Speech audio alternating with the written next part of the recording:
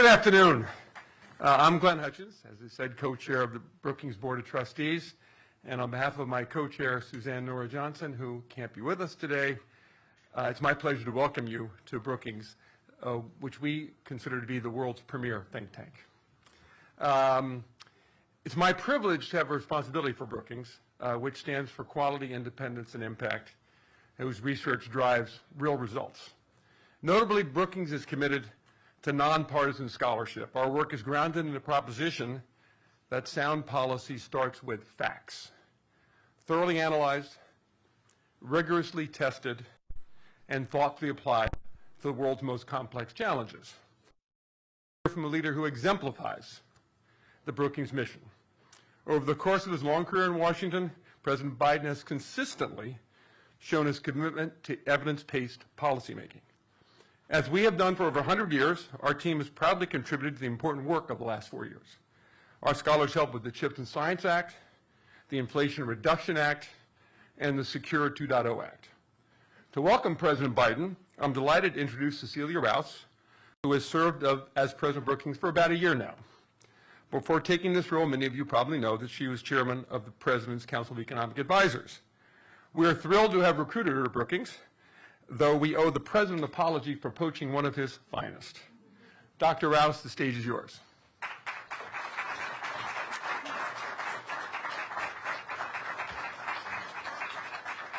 Thank you for that warm introduction, Glenn. On behalf of the Brookings Institution, it is my profound honor to welcome President Biden to our campus today. As Glenn mentioned, I had the opportunity to work for President Biden from 2001 to 2003. So if I may, boss, this isn't just a professional honor, it's a personal pleasure to welcome you to Brookings.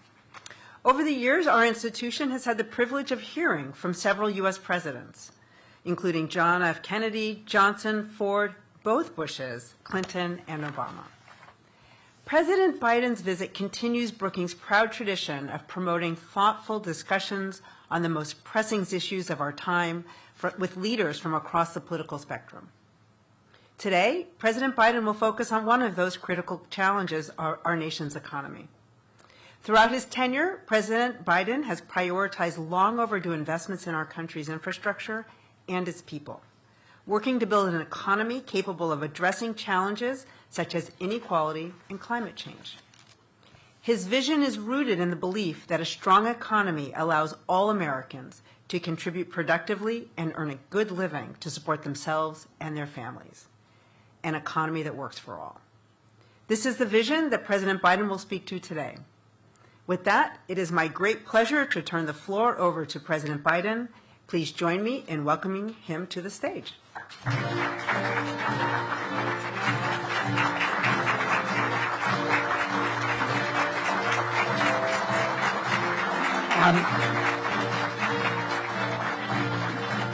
I'm here to steal her back.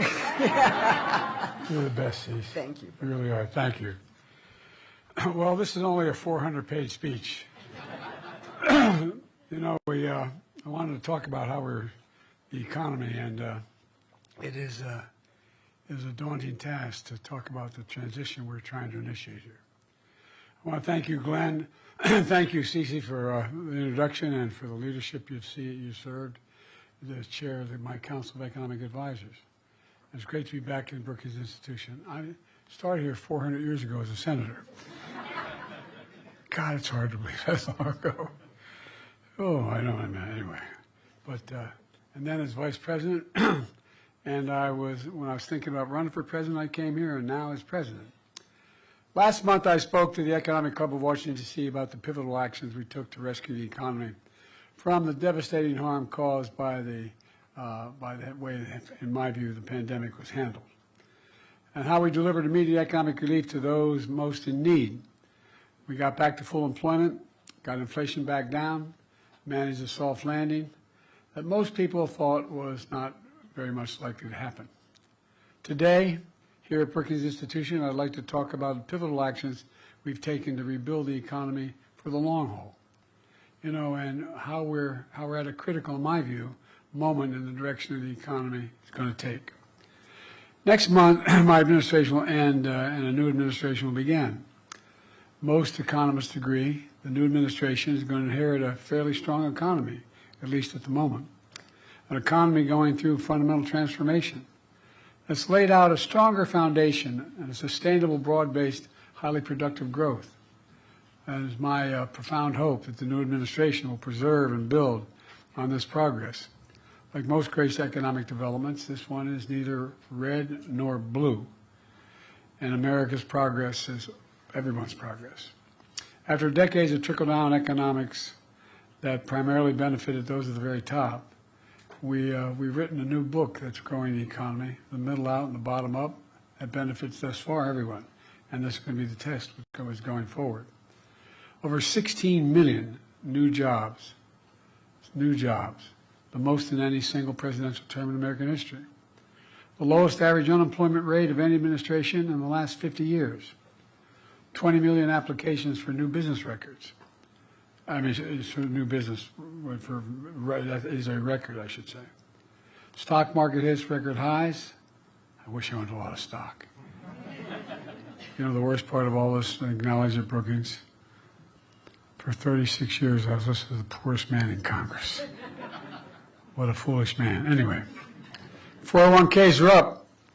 More than $1 trillion in private sector investment in clean energy and advanced manufacturing in just 2 years alone. After decades of sending jobs overseas for the cheapest labor possible, companies are coming back to America, investing in building here and creating jobs here in America, in my view, where they belong. And of course, this economic growth is not without pain. The entire world faced a spike in inflation due to disruptions from the pandemic and Putin's war in Ukraine. We acted quickly to get inflation down with the help of Republicans and Democrats. Inflation came down to pre-pandemic levels. Wages have increased, but still too many working and middle-class families struggle with high prices for housing and groceries and the daily needs of life. At the same time as inflation and interest rates continue to fall, we've entered a new phase of our economic resurgence. With the outcome of this election, we also face an inflection point. Do we continue to grow the economy from the middle out and the bottom up, investing in all of America and Americans, supporting unions and working families, as we have the past 4 years, or do we move backward, in my view, backslide, to an economy that's benefited those at the top while working people in the middle class struggle for a fair share of growth in economic theory that encourage industries and livelihoods to be shipped overseas. And I might add, I'm not anti-corporation. For 36 years, I represented corporate America. My state has more corporations registered in my state than every other state in the union. So I'm mildly accustomed to corporate America. And to see it grow is useful and helpful and necessary. But to make the most of the opportunities ahead of, I want to share key pages from our middle-out, bottom-up economic playbook and lay down what I believe to be a new set of benchmarks to measure against the next 4 years and see whether this theory is more than just a phenomenon. 4 years ago when I came to office, 3,000 Americans were dying per day from the pandemic that infected and then had a profound effect on our economy, not only ours but around the world. Millions of Americans lost their jobs or at risk of losing their homes. Hundreds of thousands of factories and businesses, hundreds of thousands, closed and creating despair in communities. I remember when I was campaigning, they'd say, my dad used to work at that factory. My grandfather works at that factory. It's gone. People lost hope. They lost hope, particularly through the Midwest and other areas of the country. Supply chains was shattered. Prices soared in everything from cars to homes to appliances. The previous administration, quite frankly, had no real plan to get us through one of the toughest periods in our nation's history. In fact, there's an old saying, if the only tool you have in your toolbox is a hammer, everything looks like a nail. Over the course of decades, Republican leadership, and I'm not those of you who know anything about me and my career in the Senate, I had as many Republican friends as Democratic friends, for real. I'm not one of these, anyway, I won't get going. But I've never been a big fan of trickle-down economics. It was a hammer that was hammering working people. My dad used to say, my dad was a well-read man who he got accepted to go to Hopkins, but during the war he never got to go. But my dad used to talk about. He said, Dad, Joey, not a whole lot trickles down on my kitchen table at the end of the month. Slashing taxes for the very wealthy and biggest corporations, diminishing public investment in infrastructure, in education, in research and development. And keep your eye on it. We're going to find out whether or not what they want to do on each of those areas continue to slash, does it make sense or not. Offshore jobs and factories took off for cheaper labor overseas, destroying unions while imposing costs on those products made in America.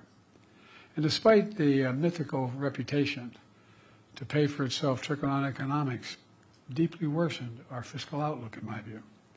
To offset the cost, advocates of trickle-down economics ripped the social safety net by trying to privatize Social Security and Medicare, trying to deny access to affordable health care and prescription drugs, lifting the fortunes of the very wealthy, often meant taking the rights of workers away to unionize and bargain collectively. And by the way, I'm all for the very wealthy.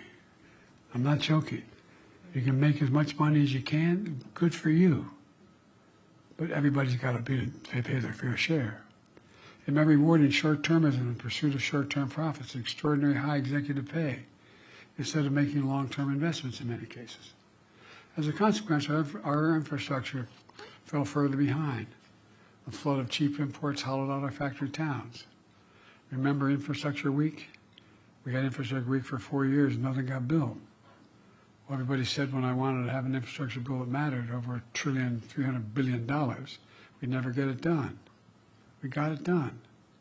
Next president has a game plan I laid out, and by the way, he's going to find, since I made a promise I'd invest as much in red states as blue, he's going to have trouble not doing it. He's going to have a lot of red state senators who are opposed to all of it, didn't vote for it, deciding it's very much in their interest to build the facilities that are on this block. Economic opportunity and innovation became more concentrated in few major cities, while the heartland and communities were left behind. Scientific discoveries and inventions developed in America were commercialized in countries like China, bolstering the manufacturing investment and jobs instead of the economy. Even before the pandemic, this economic agenda was clearly failing. Working and middle-class families were being hurt. The pandemic and the economic crisis revealed a failure for everyone to see and to feel. And you know, one of the things that's going on here, they just turned off my, I'm going to go about, I lost the electricity here. But anyway, one of the things we found is that, you know, we invented the computer chip, size of the tip of your little finger, to power everyday lives, from vehicles to advanced weapons, cell phones, everything in between. The United States invented these computer chips, but over time we stopped making them. In the very beginning, we produced 40% of them in the world. Well, they all went overseas almost, virtually all. So when the pandemic hit, we found out how vulnerable America was. Supply chains abroad got shut down in the Far East because people got sick. The factories making the chips closed. And all of a sudden, everybody started learning about supply chains, a phrase that was probably used more in the last 4 years than the last 40 years. No, I'm serious. Couldn't get these chips. Prices soared. For example, it takes over 3,000 chips to build an American automobile, 3,000. But when the overseas factories making those chips shut down, the production stopped, and the cost of new cars soared. You know, it didn't have to be that way. And I was determined to change that. I remember looking at my staff and saying, I'm going to South Korea. And they said, you're what? Oh, you think I'm kidding? See, the guy next to you is a brilliant economist. He didn't think I was so brilliant going overseas. But all kidding aside, I came to office with a different vision for America. That's been consistent with my record, good, bad, or indifferent, since I've been a senator. Grow the economy from the middle out and the bottom up. Invest in America and American products. And when that happens, everybody is. The wealthy still do very well. And all of America, no matter where they lived, whether they went to college or not, I was determined to restore U.S. leadership in industries of the future. You know, 4 years later, we have proof that the playbook is at least now working. You know, within the first 2 months of office, I signed the American Rescue Plan, the most significant economic recovery package in our history. and also learned something from Donald Trump. He signed checks for people for $7,400 because we passed the plan. And I didn't, stupid. Anyway. But all kidding aside, I realize we're talking about the impact of politics, but the economic basic principles are what we're after. You know, we helped pass that act, we helped vaccinate the nation. And as we return to full employment, this was just the beginning.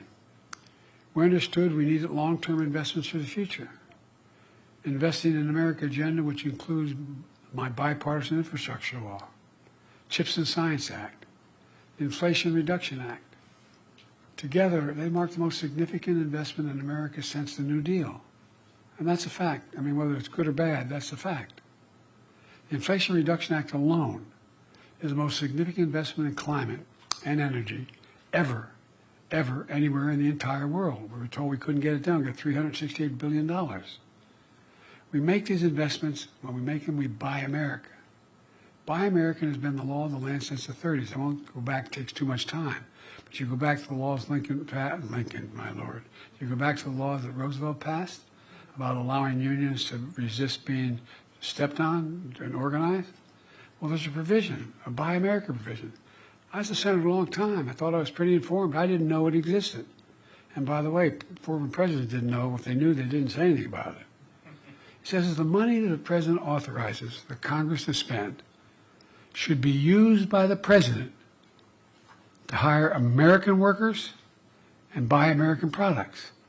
There's an exemption. You couldn't find the American product, American worker, you could go overseas. But you had to show it. Well, guess what? Past administration, including my president, failed to buy America. But not on my watch.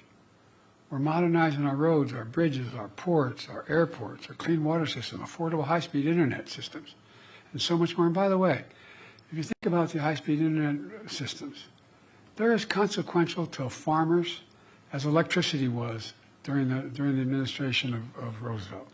I'm serious. You can't function without it. And we've incentivized building all these large federal projects with American products and American union, mostly union labor.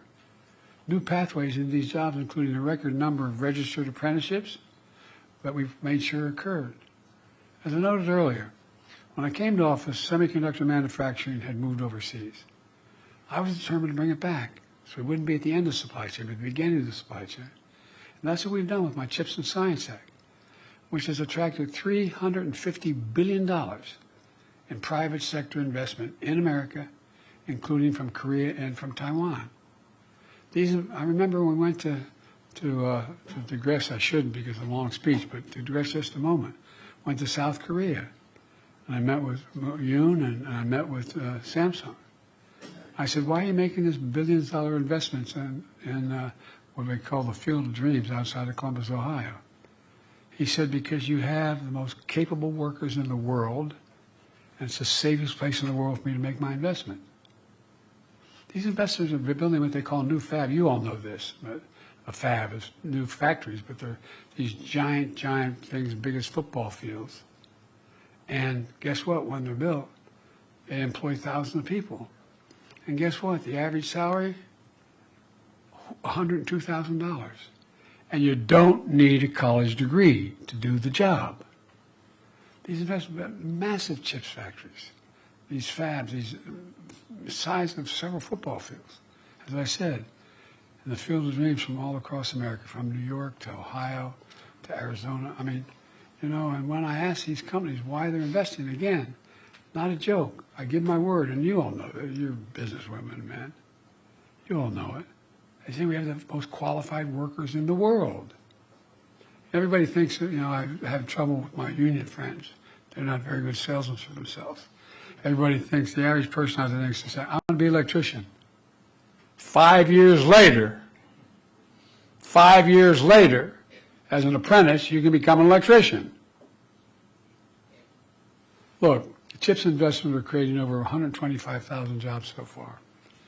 Many of those jobs are paying over $100,000 a year, and we don't need a college degree, as I said. And it's not just fabs. These investments are creating opportunities for entire communities.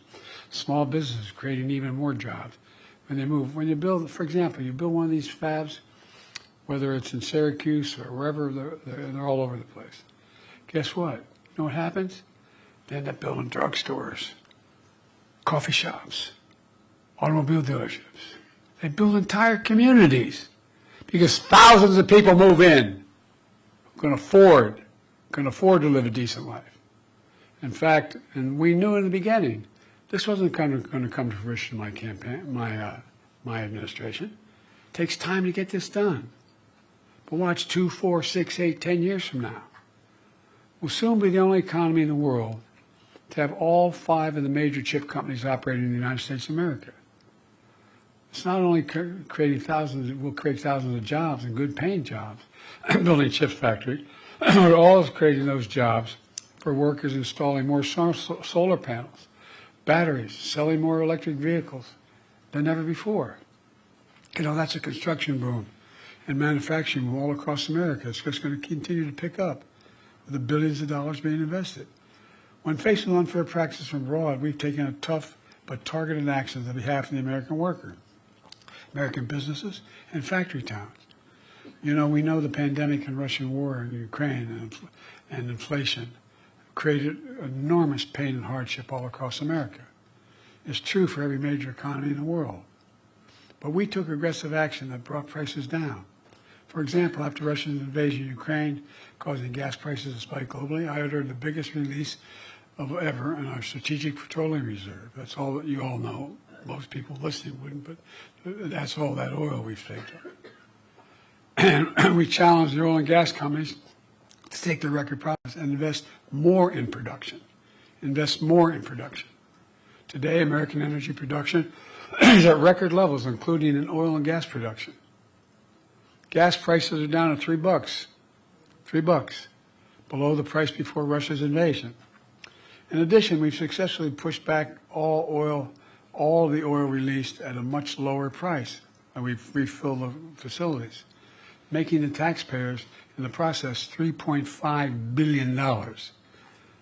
Brought it out, got it back, a hell lot cheaper to fill it back up. Now inflation is coming down faster than almost anywhere in the world in advanced economies.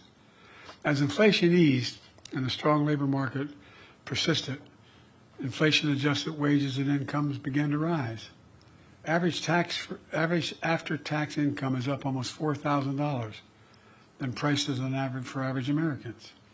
80% of working-age Americans have jobs, near a multi-decade high.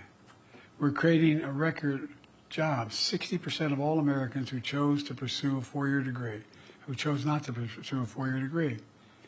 With our historic backing of union, public support for unions is the highest it's been in more than half a century. And the labor movement is expanding and changing, and new companies are in industries. Here's why it's important for all workers. I asked the Treasury Department when I was pushing for union expansion to do a study. They found that when union wages go up, everybody's wages go up across the board. It matters. The middle out, bottom up playbook is also asking that the very wealthy the most profitable corporations, begin to pay their fair share. I won't use the usual site that's used. We got 1,000 billionaires in America. Their average federal tax is 8.2%. Anybody want to trade with them? Well, look, my predecessor's $2 trillion tax cut overwhelmingly benefits the very wealthy and the biggest corporations, delivering tax cuts to the top 1% worth more than 50 times the tax cuts that went to middle-class families receive. My approach is leading to better results for everyone. I kept my commitment that no one, and it didn't make me very popular with Democrats, no one earning less than $4,000 a year would see $400,000 a year would pay an additional single penny in additional taxes. No one. Not only I fought hard to expand the child tax credit for working families, but cut child poverty nearly in half. And by the way, it increases economic growth. More women can go back to work. More women can grow the economy. Expanded tax credits to make health insurance more affordable for millions of Americans enrolled in the Affordable Care Act. By the way, the other team tried to get rid of it, 51 votes, okay? After a decade of severe underfunding, I fought hard to make the IRS have a budget with enough personnel and technology. And it's awful hard. It's easy to go after my taxes, not a problem. You know, and I make a good living. You pay me a lot of money as a president. But for the very wealthy, it's awful hard. You need more personnel. And guess what? We finally, after the fight, got more personnel. Never did I think I'd be fighting to get more tax collectors. We got more folks in the department.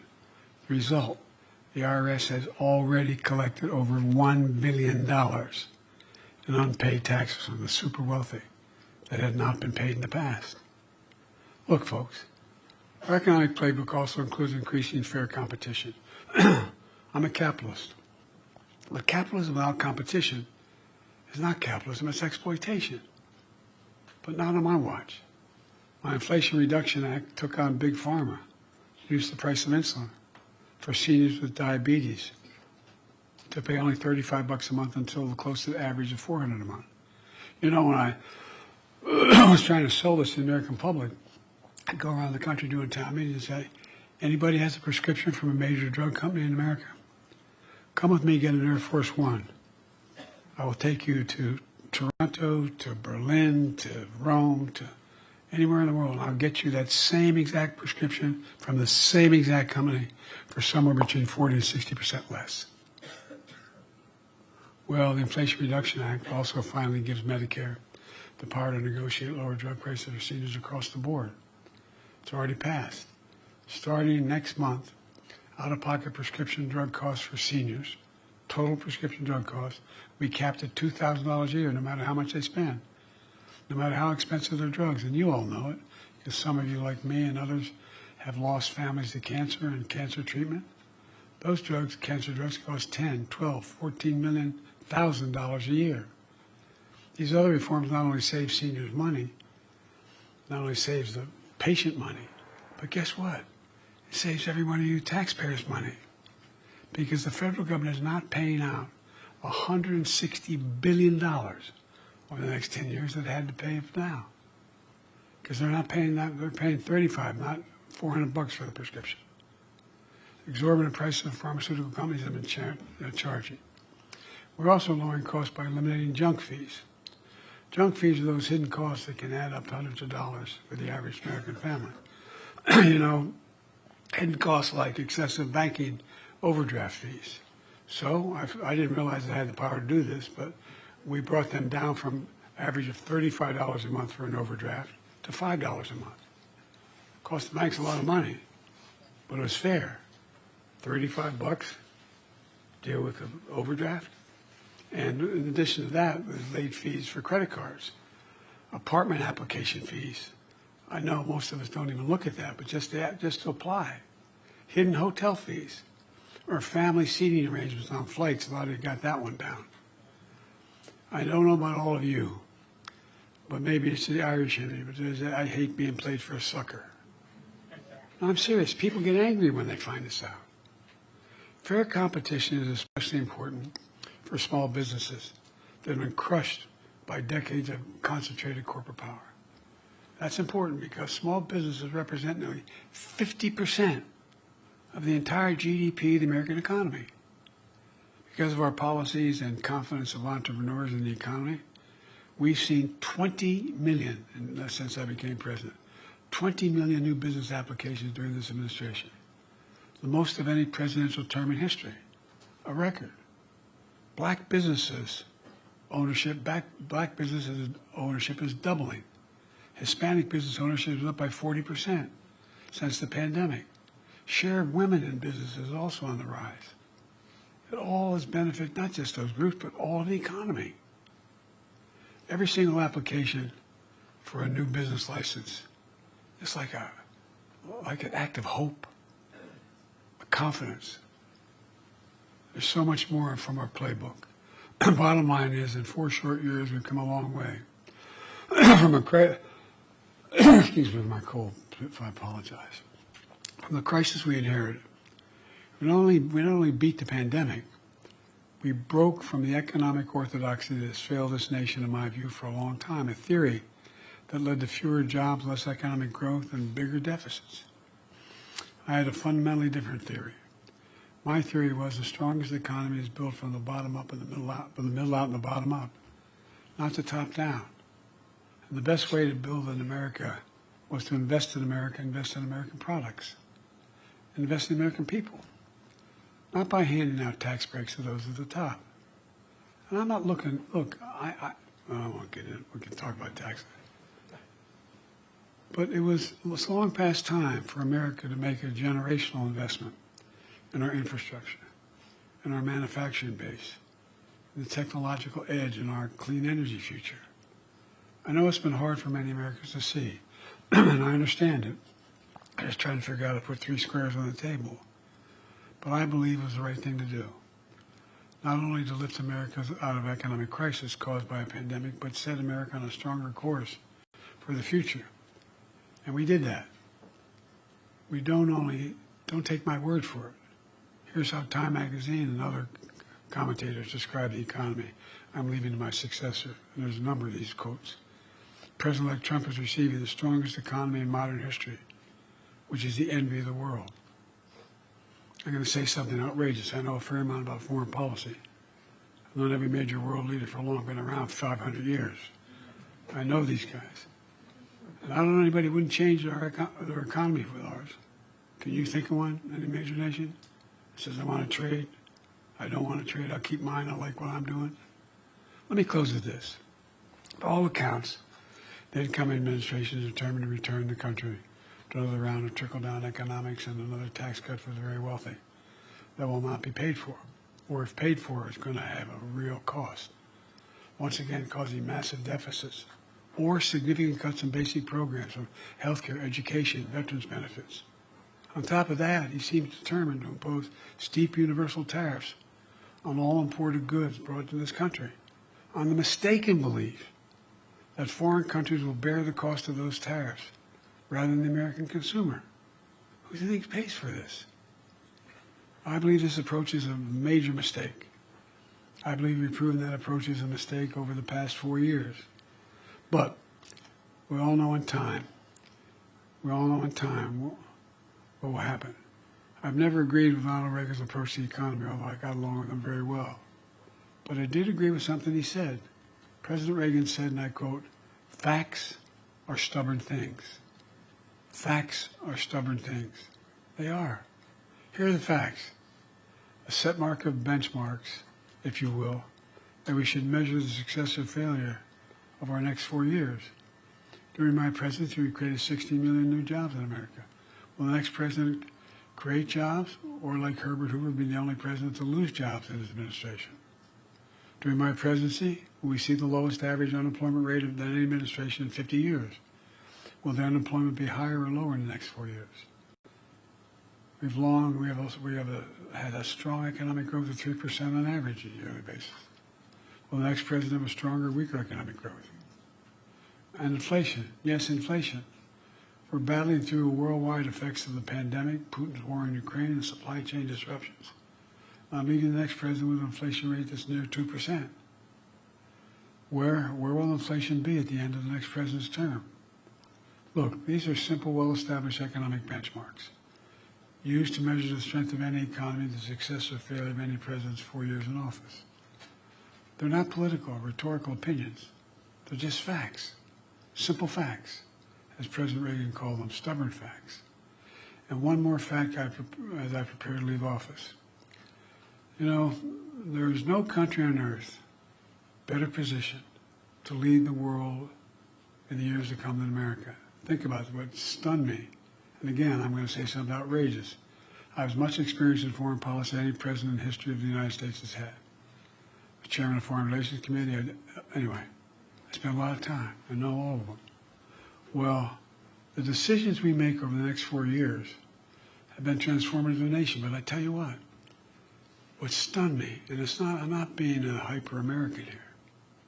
I can't name a single country in the world that doesn't think, put it this way, if we're not leading the world, who does? Not a joke. I'm not being wise guy. If we do not lead the world, what nation leads the world? Who pulls Europe together? Who tries to pull the Middle East together? How do we do the Indian Ocean? What do we do in Africa?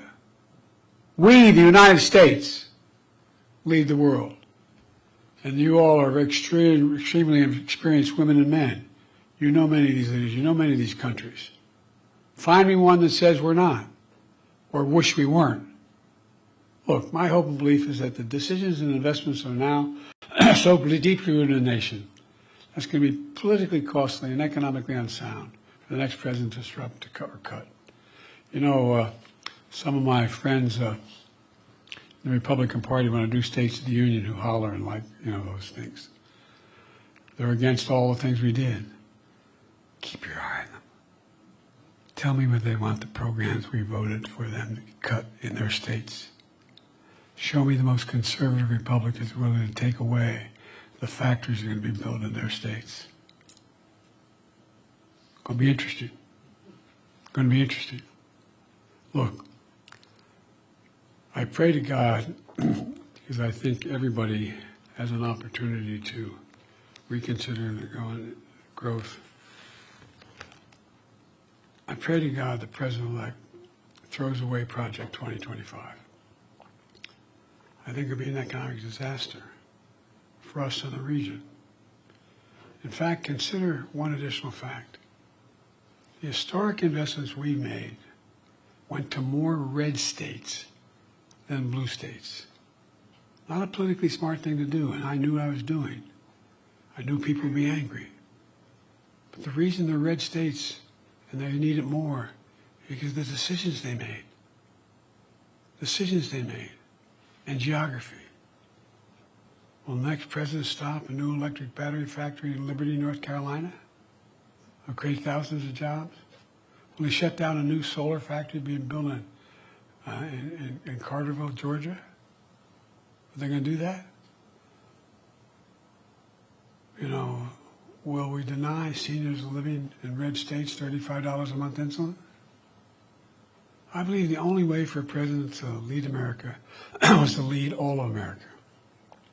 And I believe the economy I'm leaving at the moment, and others could do better than I did. I'm not saying it was perfect. But ends up at this moment the best economy, strongest economy in the world. And for all Americans, doing better.